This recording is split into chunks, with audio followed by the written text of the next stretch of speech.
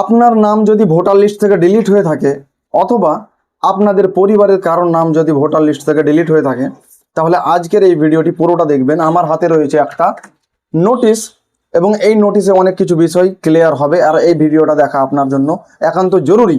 আর আগামীতে এসআইআর নোটিশের ব্যাপারে কোন কোন ধরনের নোটিশ আসছে এই ব্যাপারে আমি আরও ডিটেল ভিডিও বানাবো, যার কারণে আপনার দায়িত্ব হচ্ছে পেজটাকে এখনই ফলো করে রাখুন, তাহলে নেক্সট আপডেটগুলো পেয়ে যাবেন। আচ্ছা বলেন তো, আপনাদের মধ্যে কার কার ডেট অফ বার্থ, আপনার যে জন্ম তারিখটা রয়েছে সেটা রয়েছে আপনার প্যান কার্ডে একরকম, বার্থ সার্টিফিকেটে আরেক রকম, অ্যাডমিটে একরকম, আবার ভোটার কার্ডে আরেক রকম। আপনারা হয়তো হাসবেন যে এমনটা কি হয়, কিন্তু এমনটাই হচ্ছে। এমন অনেক ব্যক্তি রয়েছেন যারা নিজের বার্থ সার্টিফিকেট অনুযায়ী তার ডকুমেন্টসগুলো কিন্তু সাজিয়ে রাখেনি বা সংশোধন করে রাখেনি, যার কারণে তাদের নাম ভোটার লিস্ট থেকে ডিলিট হচ্ছে। এইরকমই একটা দৃষ্টান্ত এখানে আজকে আমি, আমার হাতে তো একটা নোটিশ রয়েছে, আজকে খাস করে আমি এই নোটিশটা বাংলাতে দেখাবো, যাতে করে আপনারা সবাই বুঝতে পারেন যে এই নোটিশটা কেন এসেছে, এর নামটা কি কারণে ডিলিট হয়েছে, এবং পরবর্তীতে আমরা দেখব যে এর নামটা ভোটার লিস্টে উঠেছে না উঠেনি। ওকে, এটা ট্রাইব্যুনাল অ্যাপিল এবং এই নোটিশে কি রয়েছে দেখুন। এটি অতিরিক্ত সিইও কর্তৃক করা একটি অ্যাপিল। আবেদনকারী হলেন ফরাক্কা ইসির কে এস পিতা এস তা হোসেন।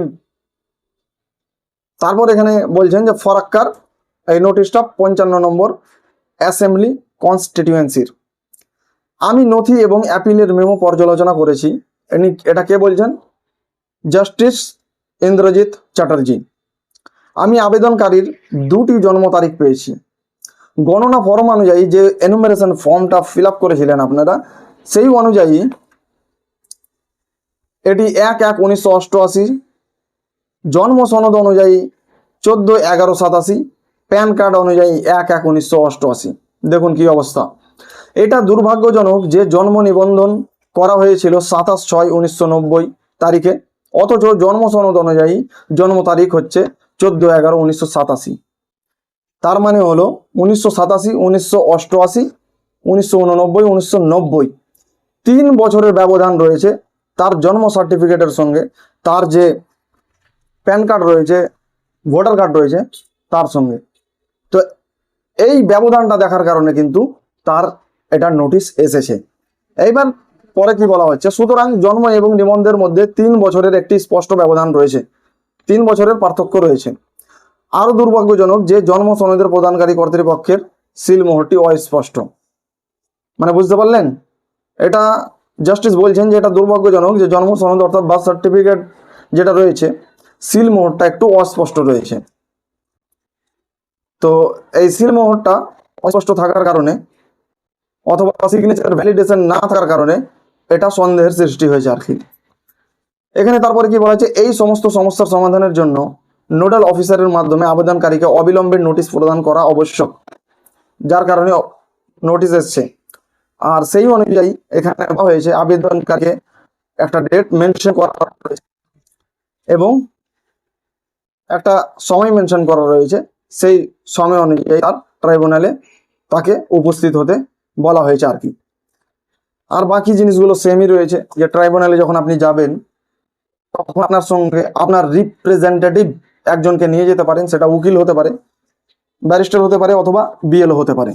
ওকে, তো এখানে আপনারা দেখতে পেলেন যে এনার যে নোটিশটা আসার কারণ সেটা হচ্ছে তার জন্মের ব্যবধান। জন্মের ব্যবধান কেমন? এটা এক ভাইয়ের থেকে আর এক ভাইয়ের ব্যবধান নয়, এই ব্যবধানটা হচ্ছে আপনার প্যান কার্ড আধার কার্ডের সঙ্গে আপনার বার্থ সার্টিফিকেটের ব্যবধান। অথবা অনেকে বলেন বার্থ সার্টিফিকেট নেই, তো অনেকের এইরকম থাকে, প্যান কার্ডে একটা ডেট অফ বার্থ থাকে, ভোটার কার্ডে আর একটা, রেশন কার্ডে আর একটা, ঠিক কিনা? তো আপনারা যথাসাধ্য চেষ্টা করেন যে সমস্ত ডকুমেন্টগুলো রয়েছে সেই ডকুমেন্টে কিন্তু আপনার ডেট অফ বার্থগুলো সেম থাকে।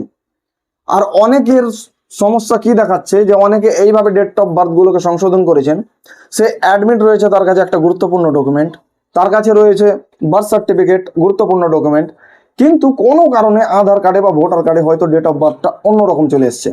এইবার সেই ব্যক্তির পিএফ রয়েছে, টাকা ওঠাতে হবে, তার জন্য সে কি করলো, ভোটার কার্ডেও সেম রাখলো, রেশন কার্ডেও সেম রাখলো, মানে ভোটার প্যান আধার কার্ডের তার ডেট অফ বার্থ এক, এবং তার বার্থ সার্টিফিকেট এবং অ্যাডমিটে তার ডেট অফ বার্থ একরকম।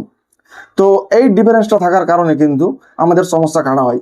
আমি এমন অনেকজনের সঙ্গে কথা বলেছি, তাদেরকে বলেছি ওই যে তোমরা সংশোধন করে নাও, কিন্তু তারা বলেছেন যে আমাদের পিএফ আটকে যাবে, হাবি যাবি, আমরা অ্যাডমিটের মতো করতে পারবো না।